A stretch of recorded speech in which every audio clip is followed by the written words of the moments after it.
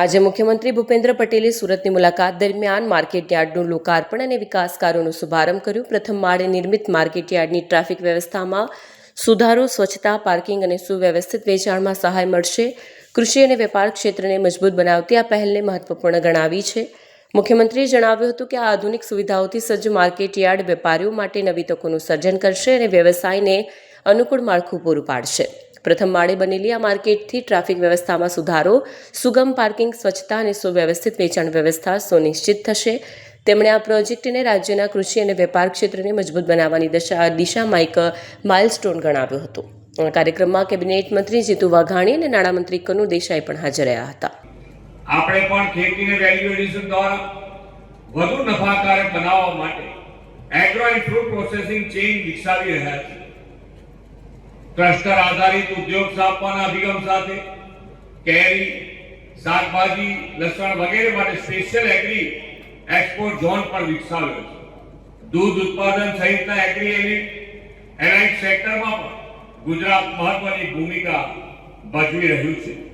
આજે એપીએમસી સુરત દ્વારા food processing plant મારફતે દક્ષિણ ગુજરાતના ખેડૂતોના પાકોના ભાવ સારા મળી રહે તે માટે વેલ્યુ એડિશન સેન્ટર તૈયાર થયું છે।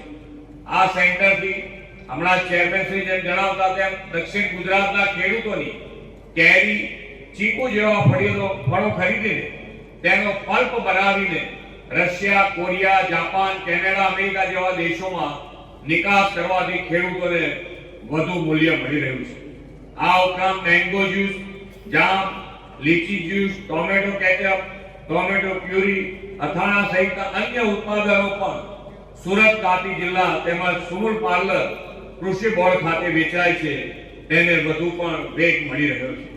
વડાપ્રધાનશ્રીએ ડિજિટલ અને ઇન્ફ્રાસ્ટ્રક્ચર સુધારણાથી ખેતીમાં ઉત્પાદન વધારવા અને ખેડૂતોને વધુ માર્કેટ એક્સેસ તથા ટેકનોલોજીનો સપોર્ટ મળે તે માટે હંમેશા પ્રયત્ન કર્યો છે।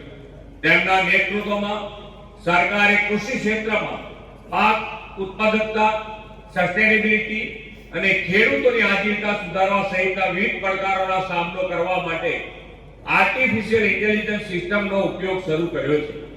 કિસાન ઈ-મિત્ર જેવી વોઇસ આધારિત એઆઈ સંચાલિત ચેટબોટ સિસ્ટમ શરૂ કરાવીને ખેડૂતોને પીએમ કિસાન સન્માન નિધિ યોજના અને કિસાન ક્રેડિટ કાર્ડ અંગેના પ્રશ્નોના જવાબ મળી રહે તેવી સુવિધા પણ વિકસાવી છે। અસાધારણ કમોસમી વરસાદમાં નુકસાનગ્રસ્ત ખેડૂતોને 10,000 કરોડની માતબર કૃષિ સહાય પેકેજ આપીને સરકાર તેમની પડખે ઉભા રહેવાનો પ્રયત્ન કર્યો છે। પરંતુ ક્લાઇમેટ ચેન્જના કારણે ખેડૂતોના ઉત્પાદનના નુકસાનને આગોતરી રીતે પહોંચી વળવા માટે એઆઈ આધારિત સિસ્ટમ ડેવલપ કરવામાં આવી રહી છે। વડાપ્રધાનશ્રીએ બેક ટુ બેઝિકના મંત્ર સાથે ક્લાઇમેટ ચેન્જ સામે લડવાના અનેક ઉપાયો આપણને આપ્યા છે। તેમણે વિકસિત ભારત 2047નું જે લક્ષ્ય રાખ્યું છે તેમાં પણ તેમણે દેશમાં રાસાયણિક ખાતર મુક્ત પ્રાકૃતિક ખેતીની પ્રેરણા આપણને આપી છે। રાસાયણિક ખાતરથી થતી ખેતી શોર્ટ ટર્મ ગેઇન, ટૂંકા ગાળાના ફાયદા આપે, પરંતુ જમીન અને માનવીના સ્વાસ્થ્ય હેલ્થ માટે નુકસાન કરતા છે। પ્રાકૃતિક ખેતી પર્યાવરણની પણ રક્ષા કરે, જમીન અને આપણી પ્રાણી પ્રદૂષિત થતા નથી। લોકો હવે હેલ્થ કોન્શિયસ થયા છે। યોગ, પ્રાણાયામ, જાડા ધાન, મિલેટનો ઉપયોગ અને પ્રાકૃતિક ખેતીના ઉત્પાદનો તરફ દિવસે ને દિવસે વધુ લોકો વળતા થયા છે। નેચરલ ફાર્મિંગ કરતા ખેડૂતોની આવકમાં વધારો થઈ રહ્યો છે અને રોજગારીનું એક નવું ક્ષેત્ર ઊભું થયું છે। પ્રાકૃતિક ખેતી સાથે સ્વદેશી ઉત્પાદનોનો તો આજે દેશમાં પણ માંગ વધી રહી છે।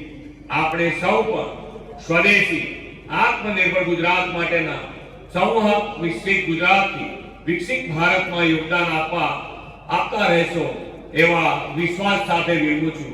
ભારત માતા કી જય, વંદે માતરમ, જય જય ગરવી।